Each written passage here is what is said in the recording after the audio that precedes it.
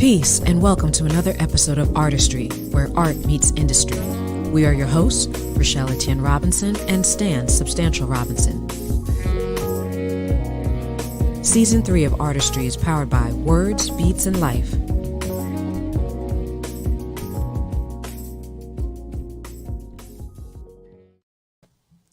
Peace, y'all. Welcome, everyone. Welcome to another episode of Artistry. We are Rochelle Etienne-Robinson and Stan Substantial Robinson.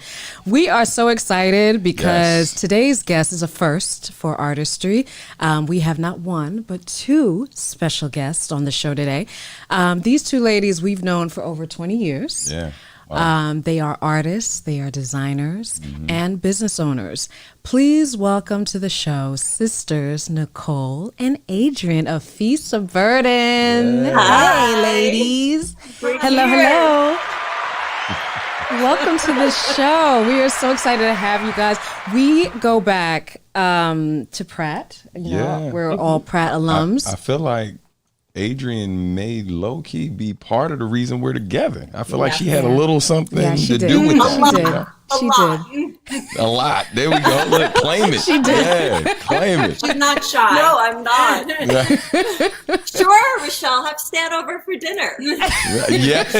Yes, she did. And then she left me. Yes, she did. The story goes, I was going to make pasta, and, you know, the pressure was on because my sister, my Italian sister, I was like, I'm going to make pasta. And then she left me. Right. I did. I was left so me. nervous. She left you in capable hands.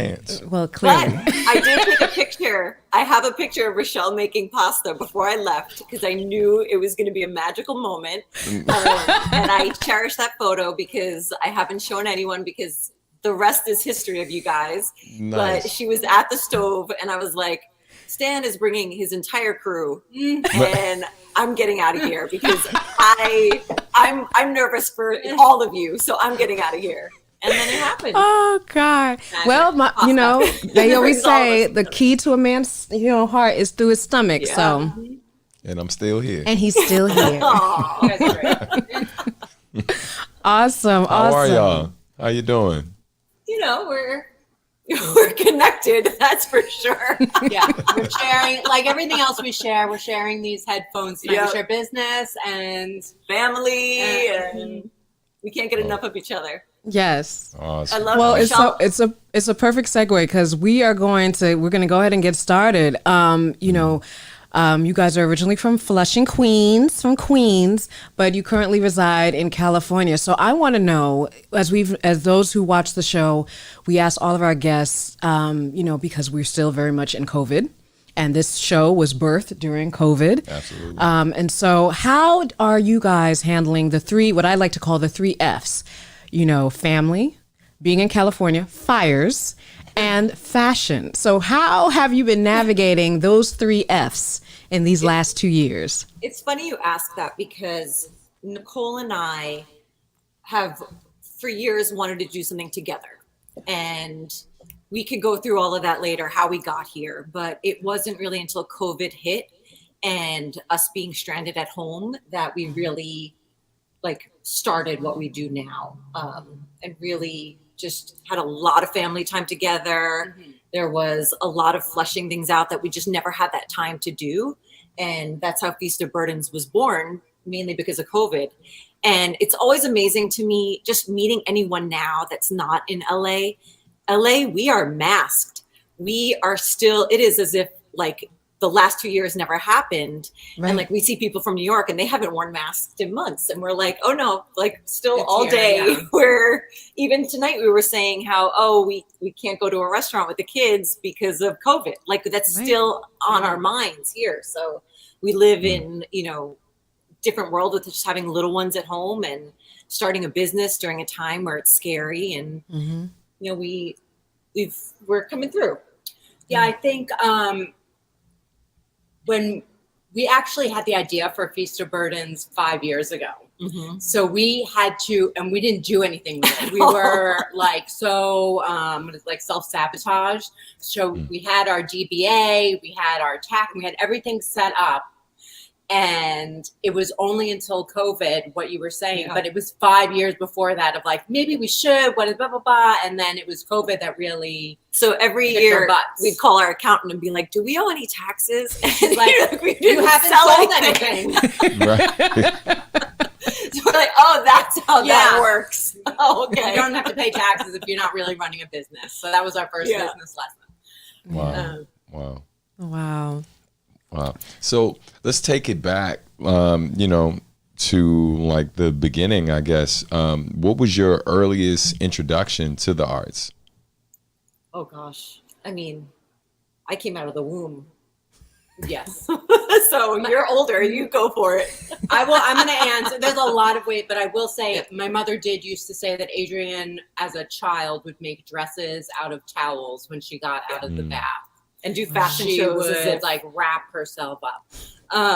I think one of the things I think about when you ask me that question is that's a shared experience. I would say the factory in Long Island City, because art. Growing up in New York, art is all around you. Art was in our family. We knew art to be painting and drawing, and going to the museums and all like the more traditional forms of art. But there was this building in the 80s in Long Island City called the Factory. And it was like this weird artist space. And I don't even know how our parents found out about it, but it was covered in like tile and pottery and mirrors. And now it would be an Instagram experience. Yeah. They would charge $50 just to and go you would inside. take a selfie. But it was like a weird art. No, weird. It was an artist community. Like you were like you weren't even allowed in. Yeah, I don't know how. Everything was wrong just about what our parents were doing with young children. That, like we were trespassing. That's exactly what we were doing. Yeah. And so okay, we were trespassing. But I think that was like my first feeling that art doesn't have to be what you think it is. It doesn't have to be a painting or a drawing. It could be a feeling or a space or a building. I think, and we talk about that place a lot. Yeah, and also the other place that was a really big part of our upbringing that like we've been going to, it's now gone, but Broadway down in Soho used to be not a safe place. Yes. And there was a phenomenal another artist community called Unique Boutique. And at Unique Boutique, you'd go in and there was an entire like t-shirt, spin art, graffiti area. And then there was a whole makeup counter. And then they had at the time vintage pieces. And it was just wild and like the music pumping. And this was when Keith Haring had his pop shop down the street and Basquiat was in the neighborhood. And there was a graffiti artist I'm like 5 years old walking on the sidewalk. And there was a graffiti artist that used to leave purple footprints on the city streets. And like you'd follow the footprints and like all of this crazy stuff that you just were a part of. And you didn't realize that it was not going to last forever. And now you go down and you're like, I can't even afford this street. Can't even afford going to a prep. I'm like, forget it. Coffee for like $10. Sorry, I can't. But like all of those places that we took for granted as kids that we just come to like realize that was where we felt ourselves. Like we didn't feel different. We felt like we were with our people, even as young kids. That was like our first real introduction of our parents getting us out of Flushing, Queens and saying like, look what the world has. Yeah. I mean, I never had those technical skills like in art. Like I have friends who are earbuds in the computer. I have friends who are amazing painters. Yeah. And ceramicists, and my hand skills were not in that way.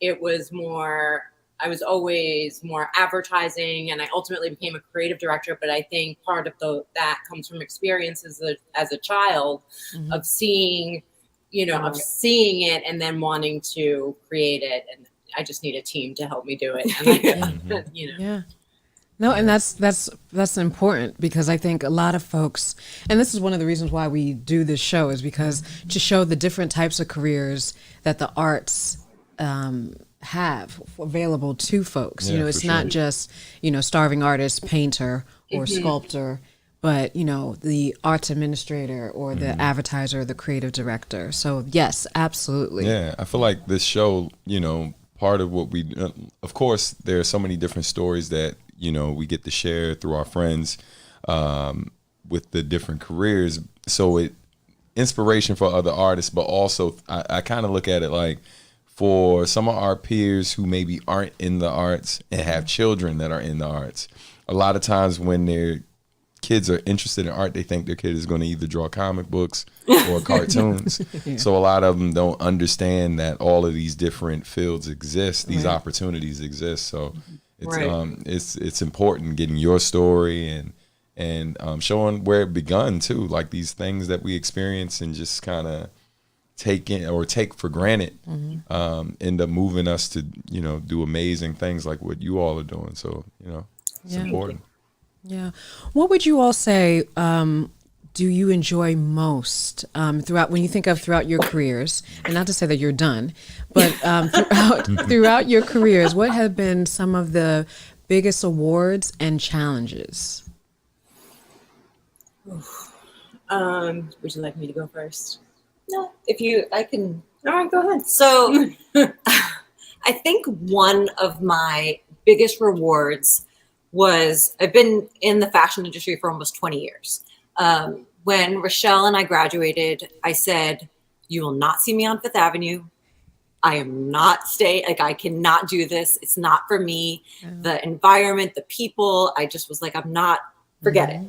So moved to California thinking, all right, I'm going to go into costuming. It's going to be so easy. Just get right in there. And I moved here. Nicole and I moved here in 2003, not realizing that it's another hard industry to break. Just show up and either get discovered in the supermarket or I'll just get a job. No big deal. Not that easy. And I finally answered a blind ad back in 2003, did not know the company, had no idea. They were just looking for an assistant designer. Took the job. Over 19 years later, I'm still there. But I love it. It's my job. It's great. I love what I do. But my biggest reward came when Nicole and I started this. There's something about owning something. And it's about owning something. And we believed in this. This is not something that we just came up one night and said, this is what we want to do. We've flushed this idea out in so many different ways. Nicole and I started back in 2014, a dinner party experience. It was a supper party that happened once a month, and it was based on Bon Appetit magazine. And we were like, you know what, if you're getting the magazine, great, because you get the magazine and you don't make anything. So this dinner helped everyone get the magazine. Everyone had to bring a dish to the party, and we would all talk what, all the good things that we got from the recipe. They want us to get ramps. Ramps are onions that come out once a year or possible for a day. If you close your eyes and go in the garden and you find it. And the magazine comes out in October where ramps are not in season. So things like that, we'd all joke about what were your, what were your difficulties? What was the good stuff? And we'd all have a great dinner, and people started coming back. And month after month, they kept coming in. When we started to be okay, we're going to take a month off, people were like, oh no. And we're like, oh yes, this is hard. Having you all over, because we wanted to give people the experience. So we would set the table. If you had a night off and you were coming to spend it with us, we wanted you to, if you had to get a babysitter or you just had to plan your schedule, we wanted to make it an experience that you were really, putting on your calendar. So we would do that, and then COVID hit. But when COVID hit, some things happened with Bon Appetit magazine that we did not support. And we really had to say to ourselves, we appreciated our time with the magazine and the things that we've heard. We're not employees. We don't know. It's what we hear, and what we hear, we don't stand for. So we decided to cut free from that. But we realized our love of entertaining and our love of food. We're not chefs. We're not, we don't put us in it. That's why I left when Rochelle was boiling water. I was like, I'm out. That is not my forte. As much as I love it, I love the experience. I love you coming to our house. If you are coming to our house, we want you to feel welcome. We want you to enjoy your meal. We want you to have a night that you'll talk about and look forward to coming back and seeing us. And we took all aspects of everything that we do, from fashion to manufacturing to the artistry to if you're coming over, are you going to be on a linen tablecloth? Yes, that's beautiful, but really somebody's got to wash that after, and you got to get it dry cleaned, and can't do that. So we really took time into picking our prints that we wanted and touching and feeling the fabric, because you're sitting at the table all night. How many times are you like not touching what's on your lap? So we did a lot of research and ate a lot of food during COVID, and that's where so that's my reward, is this one. Oh, well, I'm not going to, that's beautiful. Yeah. I was not expecting that. I will say exactly. I was going to say exactly what you just said, so I won't say that. I will say one of my greatest rewards in my field has been I took a very traditional path in advertising and creative direction. So intern, studio assistant, junior graphic designer, senior graphic designer, art director, senior art director, all of that. And I think it was one day when I was finally creative director, and I had to give one of my first reviews to someone, a good review, not like we don't do that. And I found myself saying something that one of my mentors had said to me, which is, when you're a creative director, you need to let go of your ego, because it is not about you. When you were a younger designer, the creative directors came to you for your ideas and your passion. As a creative director, you have to let it be about your team and take the suggestions of your younger artists that are, giving. That's what we hired them for, and to not make it be, I'm going to choose the font, the this, the that.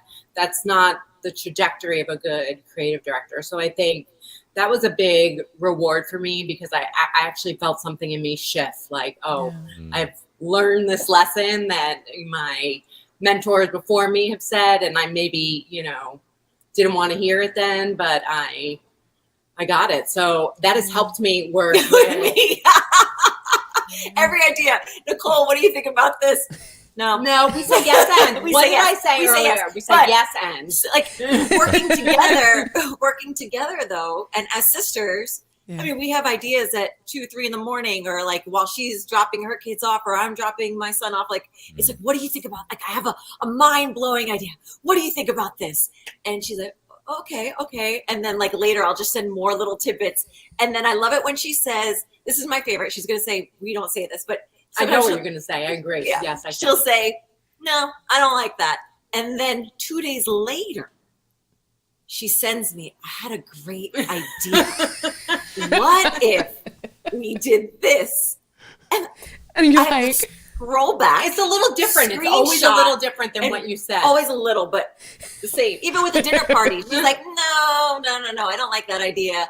And then she inherited all of Mom's Bon Appetit magazines. She's like, shit, I got to use these. So, I mean, but it takes time, but it works. It works. Yes. And we also said in the beginning that if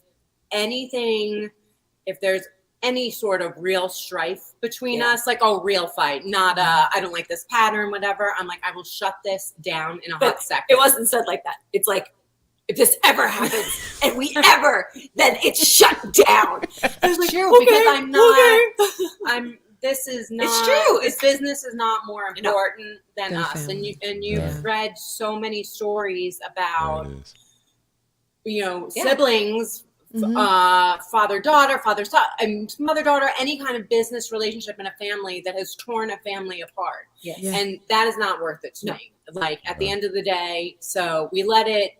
We bicker about artistic decisions. We've never bickered about like our core values as a company. No. Or in life. Yeah. So, but that is, I think that really needs to, when you're starting a business with somebody that you love, to lay down the groundwork, because it's going to happen. I mean, you're creating your art together, and art is passion, right? You have feeling for it no matter what it is. I mean, we've rearranged sentences for 20 minutes, or when we put together our products come with a menu that we menu and we got ours, and I'm so happy. Yes. So each product comes with a suggested menu just to help you, start thinking. And it's not just thrown together. Like, we sit there and we like blood orange sorbet. No, what about a Tangelo sorbet? Oh no, I want a passion fruit. I'm not making a passion fruit sorbet. She goes really deep with it. I'm like, Adrienne, these are suggestions. She's like, yeah, but if they had spicy for an appetizer, and then there's like red pepper. And I don't know if I want that color on my tablecloth. I let her do it. Now I know we need extra time to plan the pretend everything. menu. Poor Rochelle and Stan were like sending email. I'm like, I don't email. I don't luckily I had to text her the other day. I'm like, Nicole, how do I repost a post on Instagram? And she's like, oh goodness. So she had to email me. And it's funny because Nicole, her Instagram, she got a new phone last week, and she got locked out of her Instagram, and she put on Feast of Burdens, Instagram, on her personal Instagram, and she put on Feast of Burdens, saying from Nicole, I've been locked out. I'm now using these as my Instagram. And I told her, I'm going to say, from Adrienne, what's Instagram? I am so bad, but I mean, it's part of my manic personality.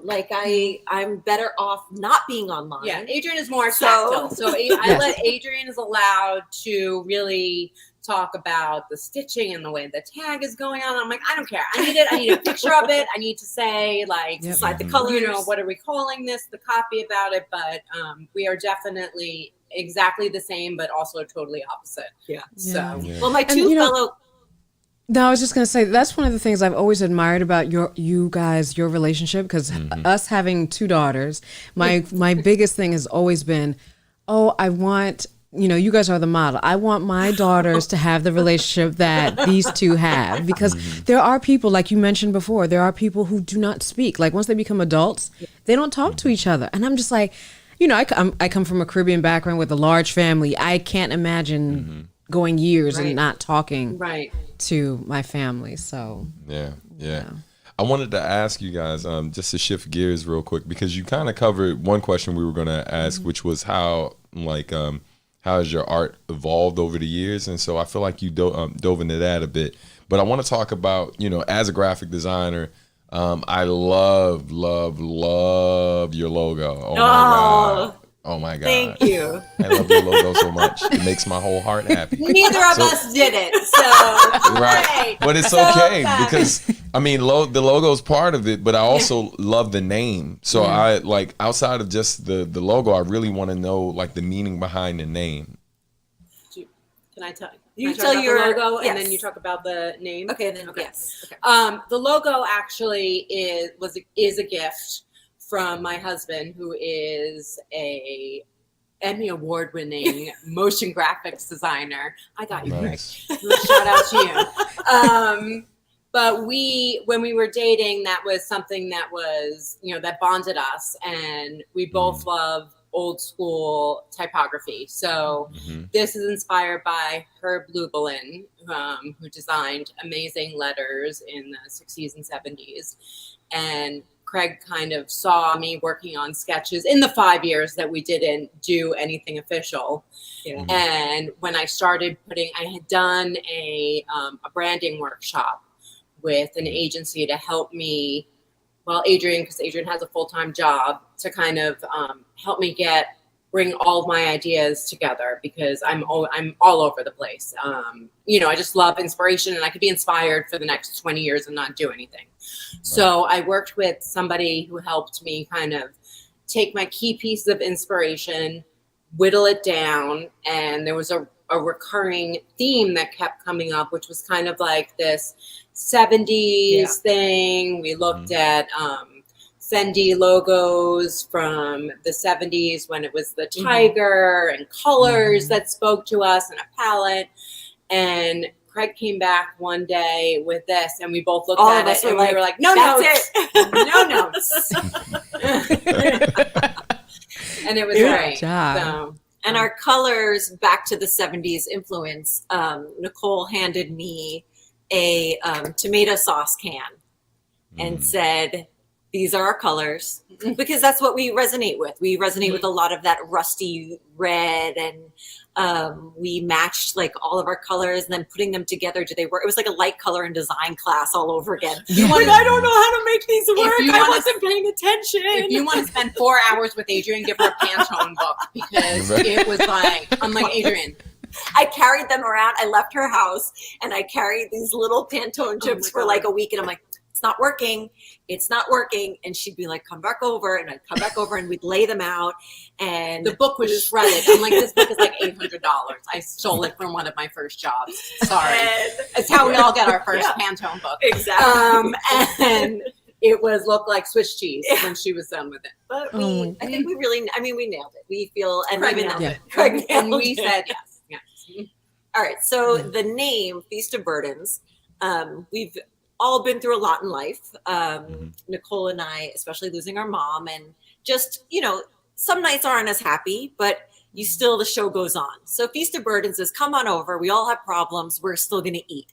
And doesn't need to be the most perfect dinner. It's like perfectly imperfect. Feast of Burdens, bring your problems. We're still going to eat. No dinner that we've ever had, ever, has been flawless, but pictures and everything, we make it look fantastic, but getting the process ready, we are not that Pinterest type that can just put on a perfect palette and be like, we're done with this. So Feast of Burdens is welcoming those problems that arise. Like, okay, so you left Nicole every dinner leaves something in the oven.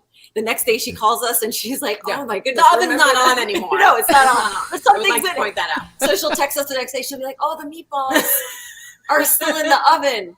Or, oh, there's a loaf of bread. So we just wait the next day to see what is still in the oven. But like, there's always something that goes on, but it doesn't mean we're not going to eat as a family, or we're just going to say, you know what, forget it. And we also don't want dinners to be too precious. Yeah. We want you to throw a tablecloth down. We want you to welcome people to sit and eat. We want you, another big thing for us is shop your house. Like even in this photo, there's things that you've never taken out of your china cabinet ever. Take it out, use it. One of the first dinners, our parents got divorced when I was 18. So Nicole was in college. And I remember our mom, she's like, Nicole's coming home from college. We're taking my wedding china out of the cabinet, and we ate on it. We would have denim and diamonds party, and we'd all put jewelry on and eat in the dining room, which we were never allowed to even look at. We never ate in the dining room. We never ate in the dining room unless it was like a high holy holiday. So we'd always it was this precious thing of putting a tablecloth down and serving on platters that we were never going to use. And now Nicole puts something, I'm like, oh, don't touch it. And she's like, if it breaks, it breaks. It's okay. Right. And I'm like, it's going to break. What's the difference? It's a glass, it's a platter. Would you rather that we never use it? And you're getting better. I am getting better. I'm getting much better. But, you have to eat dinner 365 days a year. Yeah. There's 365 chances to come together, set. It doesn't have to be a fancy table, but we don't want you sitting over the counter shoveling. It's, food is a very intimate experience. And, we all went through being raised on fast food and, pizza and all that stuff. Well, we went to college. Allowed. Well, raised. We were, we're functioning people in the world. It's easy to just go somewhere. Yeah. So to just take, even if it's just a half an hour, put this tablecloth and down after you and put do paper it, plates on top. Yeah, paper plates. After you do it, you realize you don't have to clean the table underneath. So it's the next night you're like, oh wow. We think Nicole and I like to be what are our kids going to be like when they grow up and they go to a house and there's no cloth napkins and no tablecloth. Yeah. And they're like, oh, this is the most fun night I've ever had. They're gonna be like, this is great. It's so funny that you say that, because we were actually in New York. We were in Long Island attending a cookout. The first time having the family together in a long time, since COVID. So it was a cookout, and my cousin, her mom wasn't there. Her mom was out of town, and she's like, "Oh my God, if my mom was here, she'd be like, where's the tablecloth?" And instantly, I thought of you guys, and I was like, "Oh my gosh, it's so true. It's so true. The table isn't done until it's dressed. Naked. Right. No, it's naked. It feels naked It does. to me. It feels so naked. Yeah. And I mean, having 2 kids, no matter especially now with COVID, they walk in, I'm like, wash your hands. You're eating dinner, wash your hands. Yep. Even doing that, they're just kids. Like, and then they sit down. If the tablecloth, if there's no tablecloth there, like they are all over that table before we even eat. So, I feel like it's been especially good during COVID to just kind of reset. Resetting To give it some flair. Mm-hmm. Yeah. So real quick, ladies, we got to pay some bills real quick. But before I run this ad from the sponsor, several times your mom came up, and I just wanted to honor her real quick and bring her up on the screen because this picture made my heart smile. Yes, so Miss Doreen. Yeah, so it's a beautiful picture, y'all. Yeah. Thank you, guys. Thank you. Hey, Mom. Yeah, And no Rochelle's wearing problem. her polka dots And I'm today wearing my for polka dot. Doreen. Yes. I love it. it so much. Thank you, guys. Awesome. All right, so you guys hang around for a second, and we'll be right back with more artistry. But let's go ahead and shout out our sponsor real quick. Shout out to Words, Beats, and Life. We'll be back. We got a quick word from, I want to say them, but I had a little something to do with this because I teach for them. So, so we'll be right back, folks.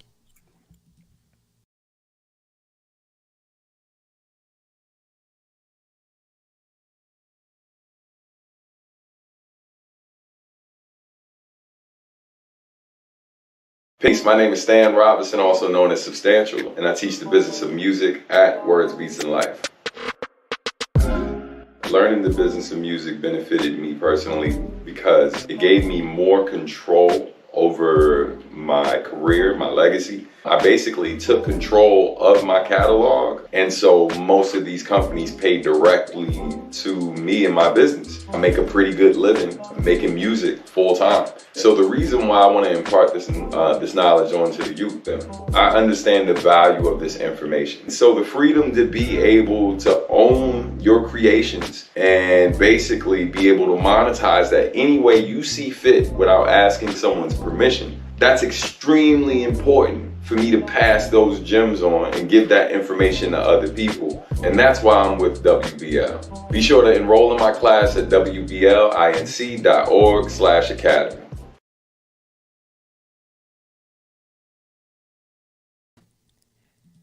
Hey. All right, folks. And we're back. So, to continue on, I know we had mentioned about your work experience. And so the two of you have worked for some notable companies, organizations. What would you say has been your most memorable? I mean, I was creative director for Fredericks of Hollywood for a while, so I would say that entire chunk was very memorable. I mean sexy times was not a boring day at that job, Or at home.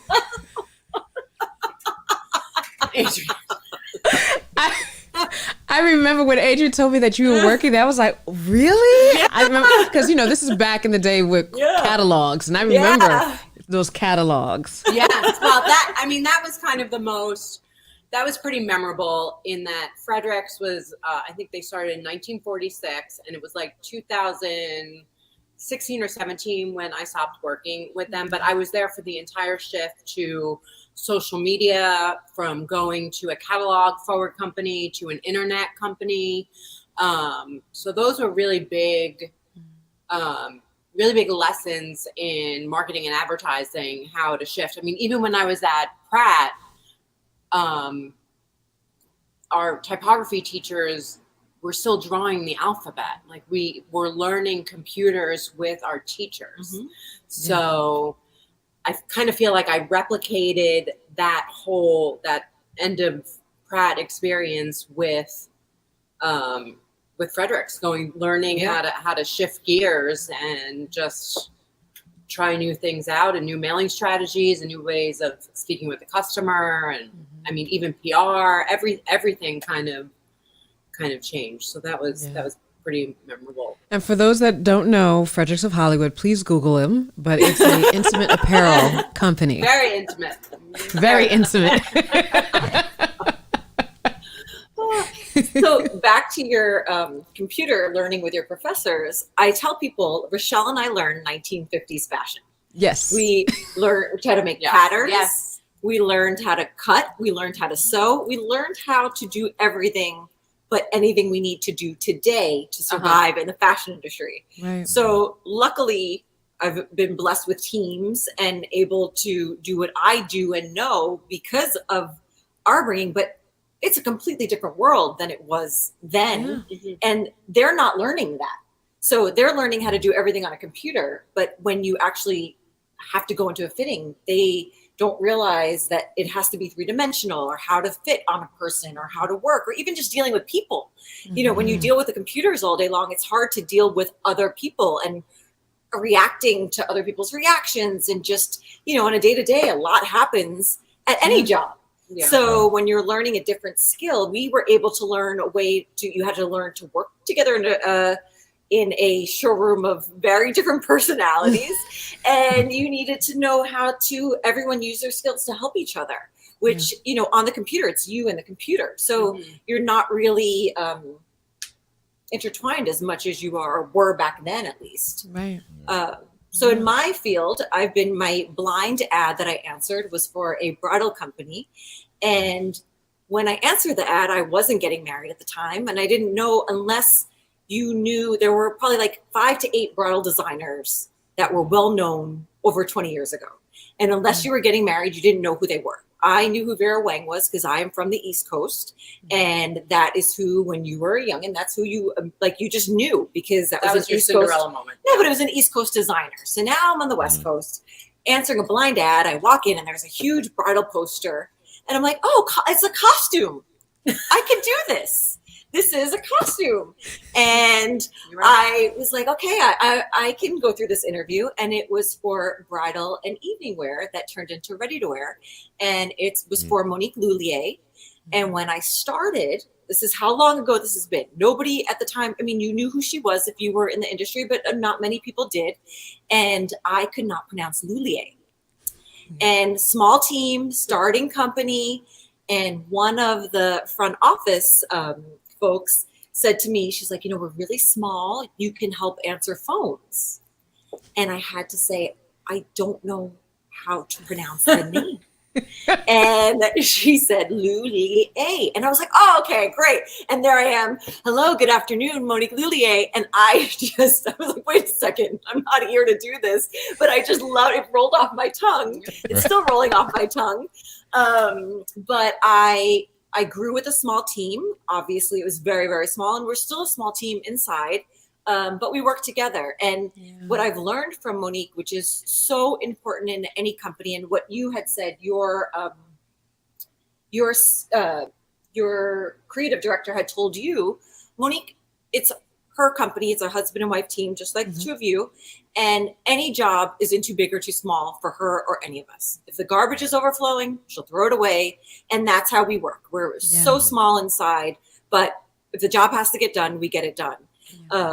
And that's been rewarding for me because I get to do something that I never thought I even wanted to do. I mean, Rochelle and I, so senior year, you have to make a collection and your final collection is 4 or 5 pieces, whatever you choose. And you have to make one evening wear piece.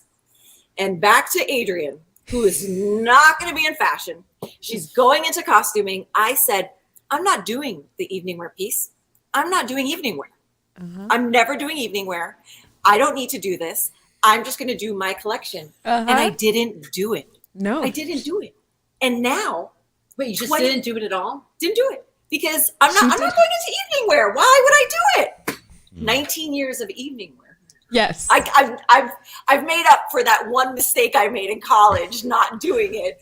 But I was like, why? I'm going to be a costumer. Like that's what I am.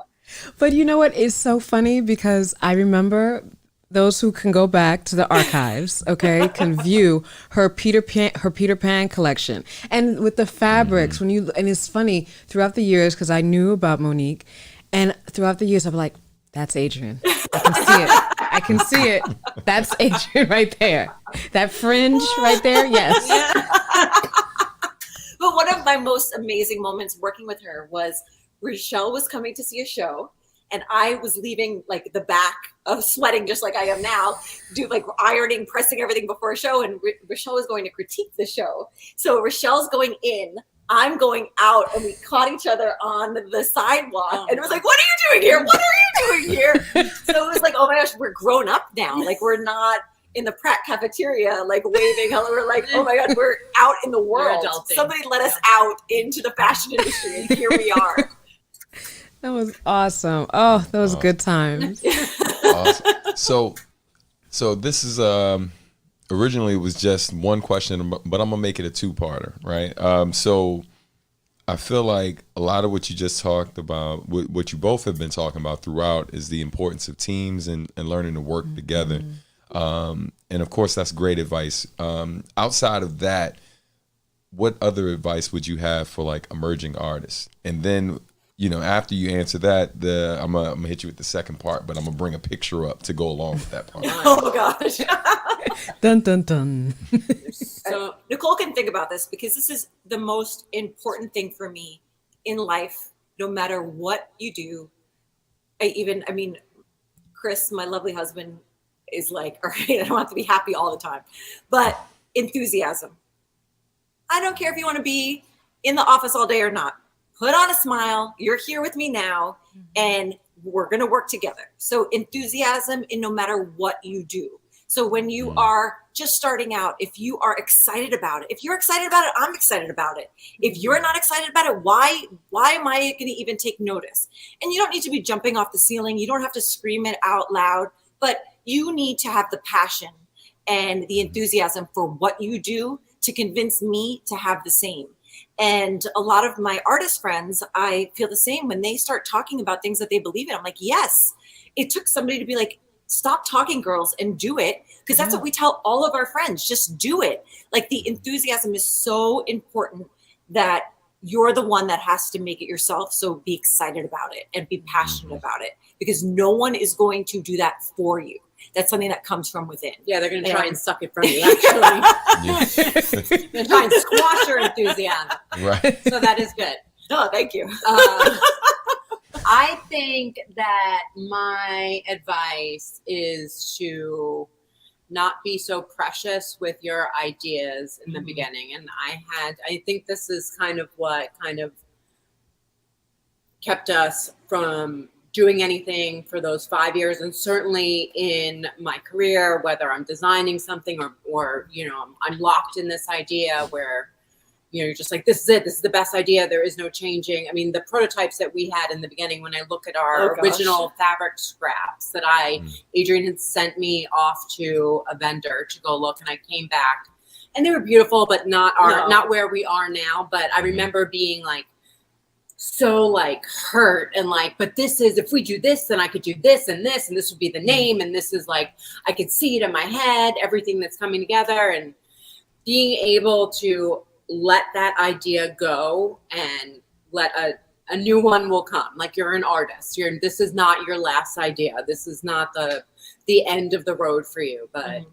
just not being precious with it. And that, that's a tough lesson to learn, because we're taught to believe in ourselves and to stand up for ourselves and, have that passion and enthusiasm. Right. But, if you're going to be a working artist that you're trying to, turn your art into a career and money, there is going to be, you have to be able to let things go. Say, that was a great idea. I'm going to let somebody else have it. We have 10 failed business ideas in between the two of us that we had websites that we were paying websites for that we never, my husband was like, I'm not renewing this. And he likes to bring it up every now and then. He's like, what about this? It's like, bakeries and baby clothes and anything, but letting it go. And sorry, one last thing to also talk about: the four of us have been through the art school experience.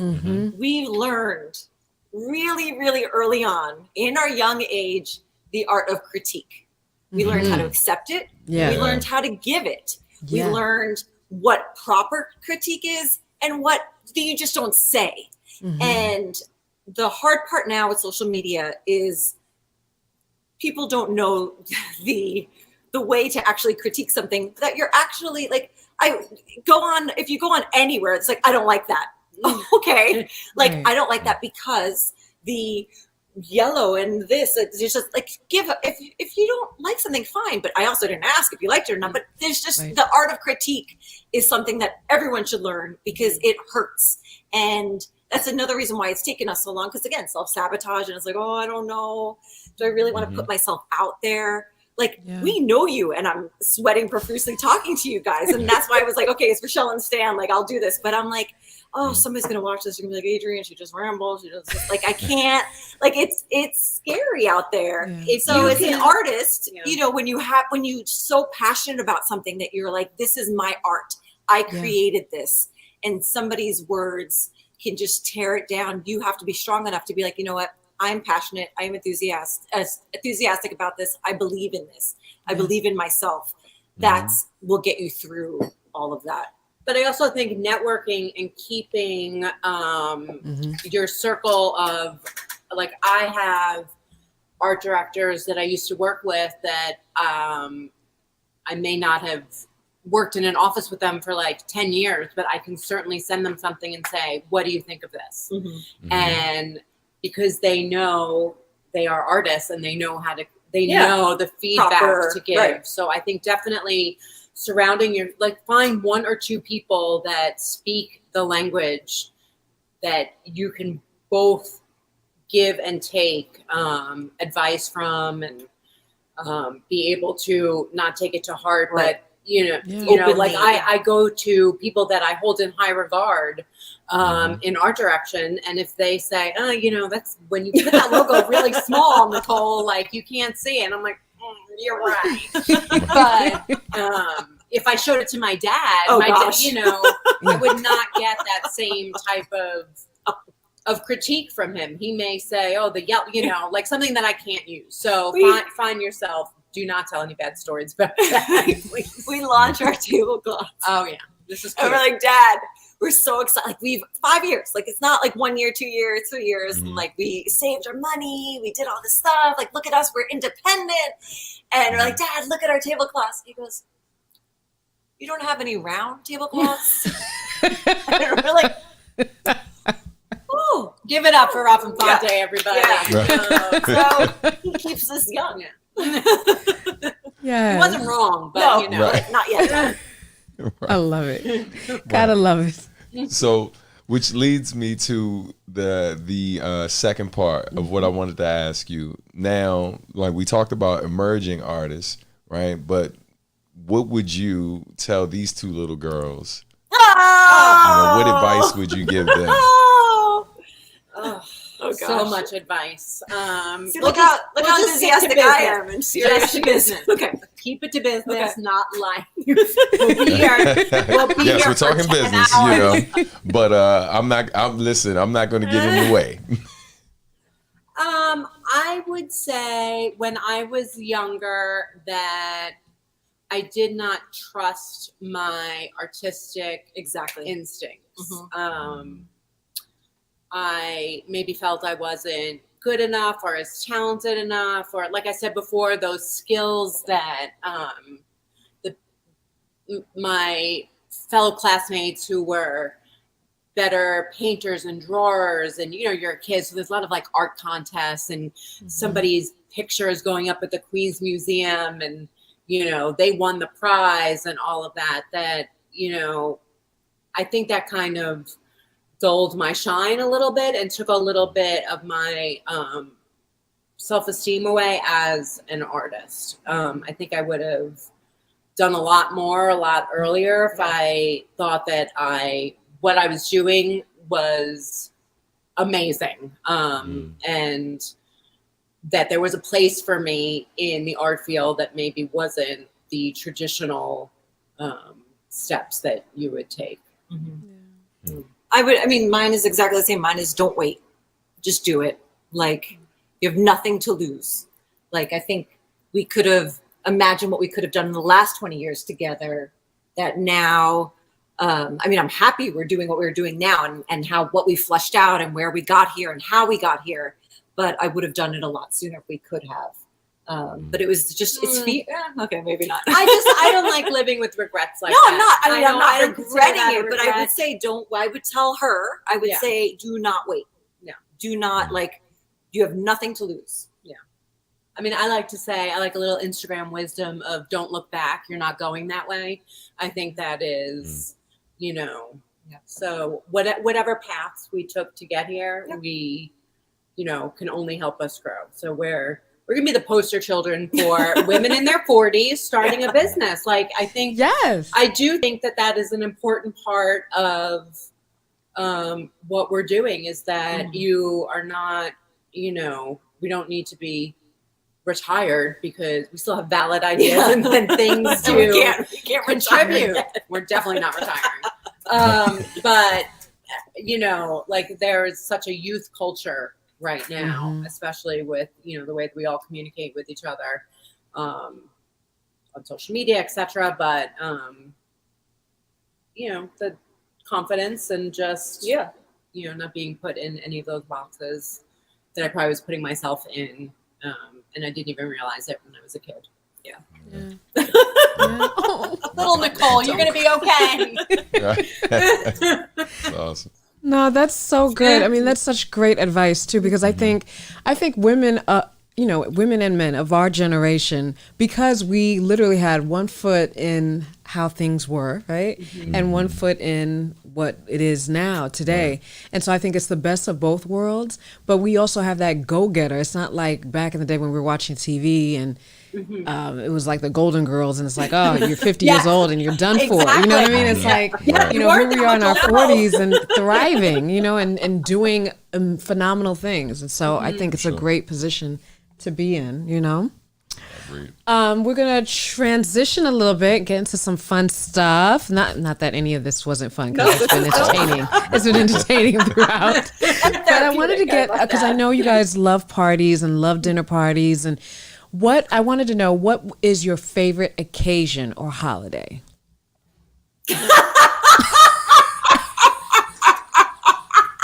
Okay, you take the microphone off. I'm just going to say why Adrienne is laughing. We did a quiz. We do a quiz with the kids where they do like a Q&A on your birthday. Like, and my daughter wrote up a whole quiz. Like, I mean, everyone has to guess. Like, so what's mommy's favorite color? What's her favorite song? And, and we do this. So it's our family, Nicole's family, Uncle Scott, Uncle Philip. We all get, every birthday we get together. So it's like a family thing. We do it every birthday. So Adrienne and her husband and I go, we know Nicole. These are the answers. And one of the questions was, what is your favorite holiday? And everybody got it wrong, because I wrote Easter. And it is not my favorite holiday. And I have never expressed, I don't know ever. What. So now the family joke is that Nicole's favorite holiday is Easter. I mean, I love it, but it's not my favorite. So her birthday's in February. And this birthday we hosted at our house. And what we did was we set up for dessert. We set up an entire dessert table, like Easter mania. Easter. It had like Easter grass, bunnies, and like marshmallow eggs, and marshmallow eggs, and all of that stuff, because it's her favorite holiday. And it's her birthday, so we might as well give her favorite holiday. She had to Amazon like everything.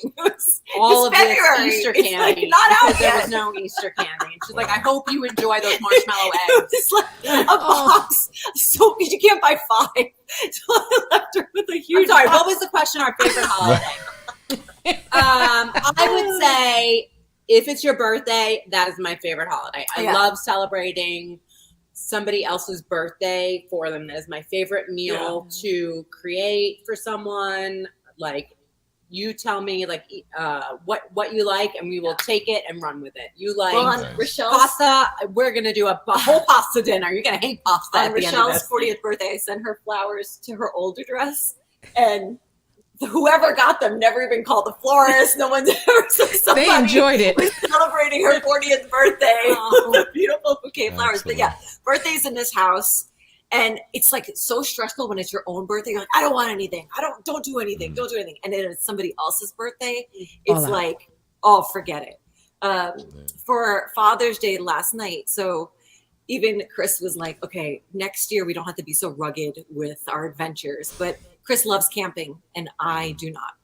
So we slept in a wagon in Julian, California.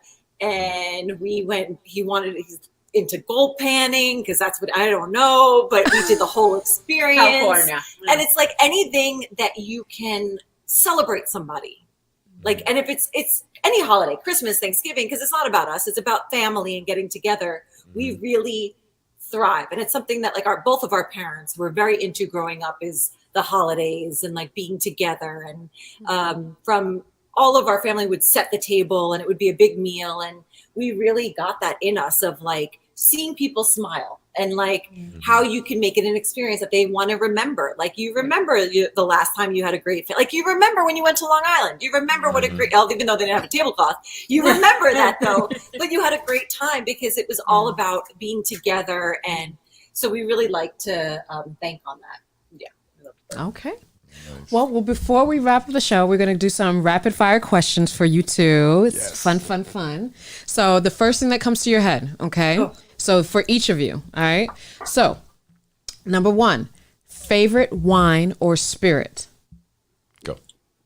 I would say Chianti. I know. I guess this is where I tell you guys. I do. I like a cold Chianti. I'm pregnant. So right now because oh my goodness, another seat. That's our December holiday.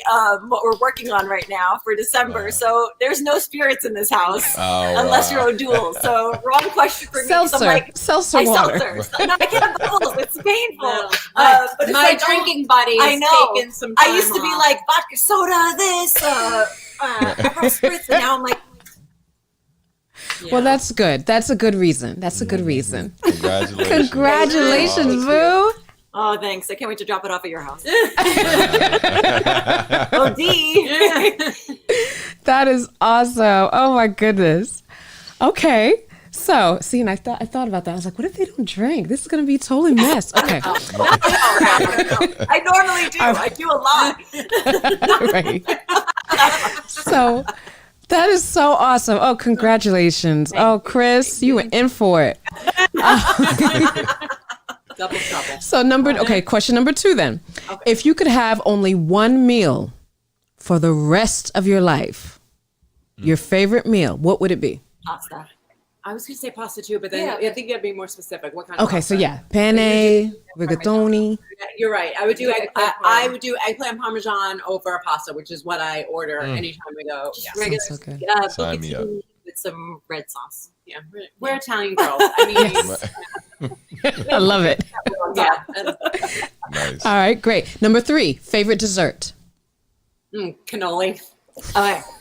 Vanilla, like boring vanilla birthday cake with chocolate icing and like rainbow sprinkles. She loves vanilla cake. I hate the vanilla most cake.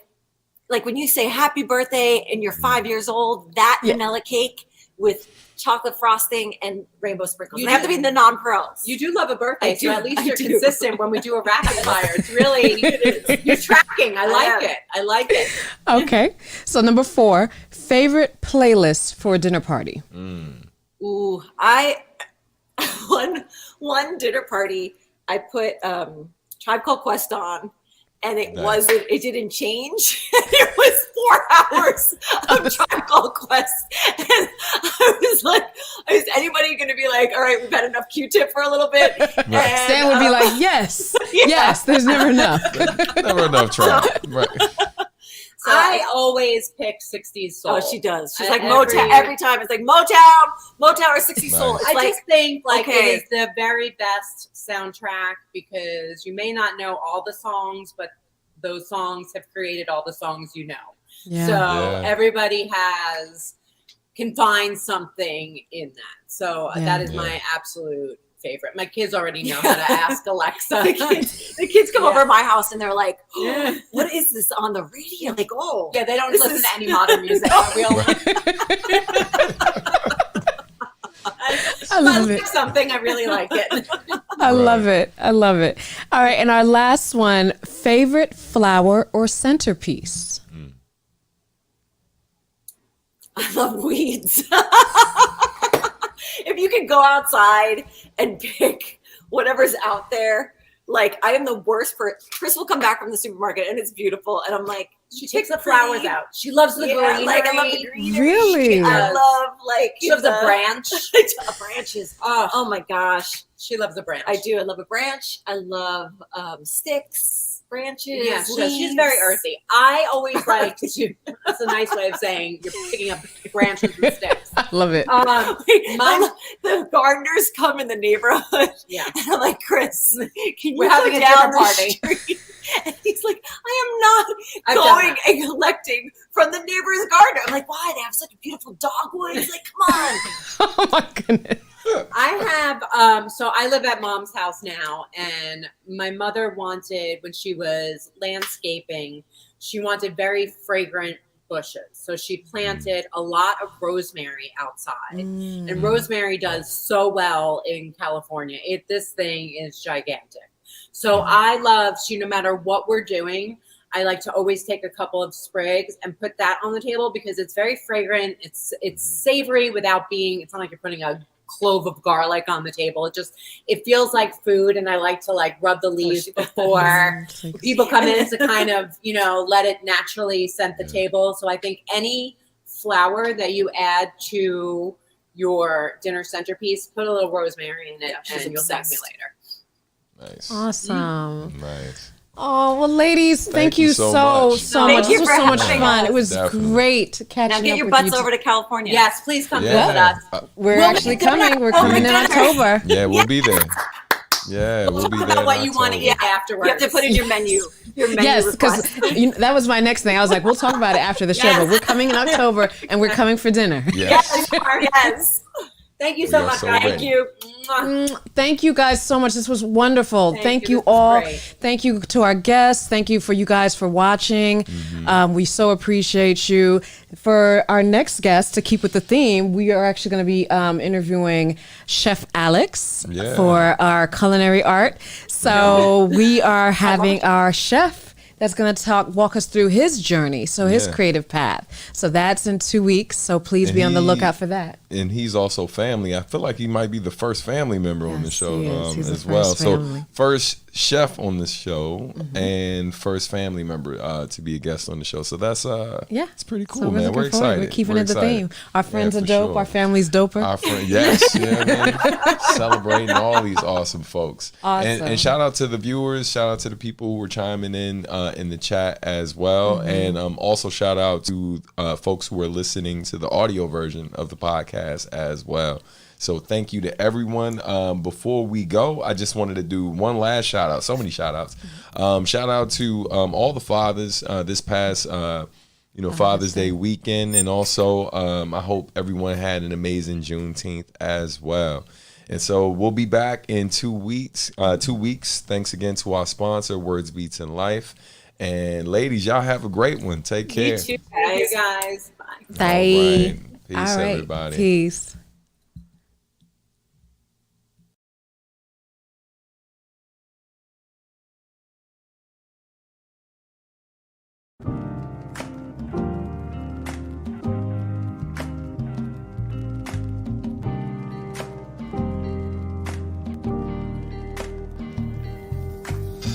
Thanks for listening to Artistry, where art meets industry. Season 3 of Artistry is sponsored by Words Beats in Life. Visit www.wblinc.org to learn more. This podcast is produced by Substantial Art and Music. For more information, please visit www.subartandmusic.com. You can also follow us on social media at Sub Art and Music. Peace.